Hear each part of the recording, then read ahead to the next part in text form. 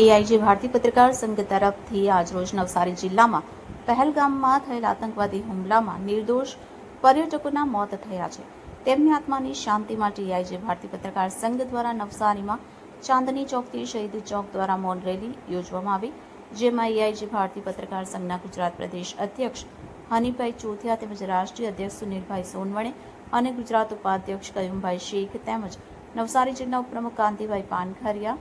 આરીફભાઈ શેખ, દીપકભાઈ પરમાર, પરેશભાઈ પ્રજાપતિ, તનવીર સૈયદ, રહીમ પઠાણ તથા અલ્તાફ શેખ, માજીદભાઈ પઠાણ, રાષ્ટ્રીય અધ્યક્ષ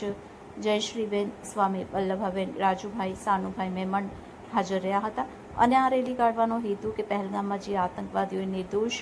વ્યક્તિની જાનહાનિ થઈ છે એમની આત્માને શાંતિ મળે એવી પ્રાર્થનાથી આ રેલી શહીદ ચોક પર મૌન આપી શ્રદ્ધાંજલિ આપીને પૂર્ણ વિરામ કરવામાં આવ્યું.